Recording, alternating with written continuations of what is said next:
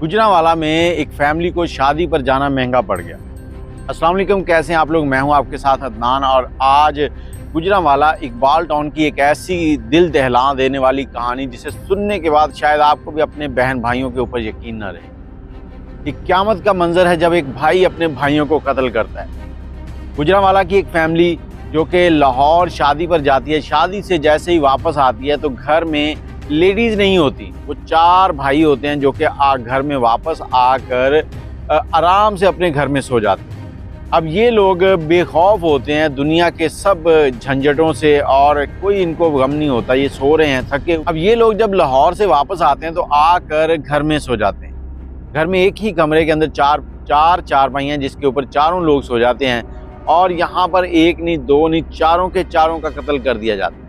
जैसे ये घर पहुँचने के बाद थके हुए होते हैं तो ये अपने कमरे में जाकर अक्सर जगहों पर ये क्या होता है कि जो इलाके हैं वहाँ पर जब गैदरिंग होती है तो सब एक ही जगह पर सोना और बातें करना पसंद करते हैं। ये रात में शायद थोड़ी देर गुफ्तगू करने के बाद जब सो गए हैं तो सोने के बाद जब सुबह हुई है तो 6 बजे के करीब 6:20 पे शायद थाने में फ़ोन जाता है।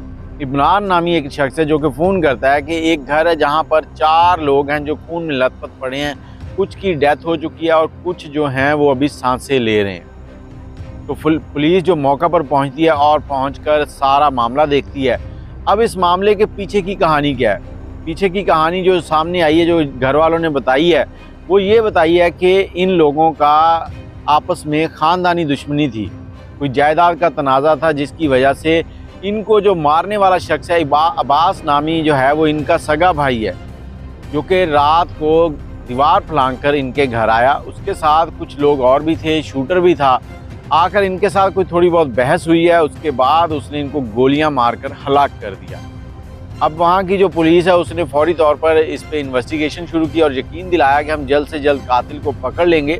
लेकिन क्या ये मामला भी वो रिश्तेदारी की भेंट चढ़ जाएगा? जब तक हम लोग कातिलों को सज़ा नहीं देते तब तक कुछ नहीं हो सकता। मैंने पिछले दिनों एक वीडियो बनाई थी जो कि अमेरिका की एक स्टेट की थी, एक जजीरे की। वहाँ पे क्या कानून है कि अगर वोरसा माफ़ भी कर देते हैं तो जो रियासत है वो अपनी तरफ से सज़ा देती है।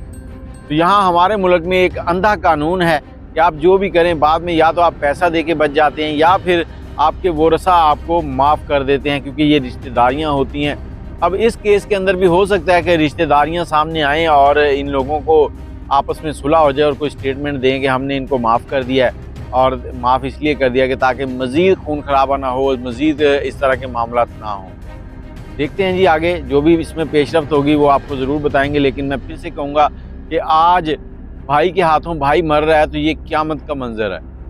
कभी भाई भाई को अपने बाजू समझता था और आज अगर भाई भाई को मार रहा है तो समझिए कि खून जो है वो सफ़ेद होता जा रहा है। अपनी राय कमेंट में दीजिएगा। मुझे इजाज़त दें। अल्लाह हाफ़िज़।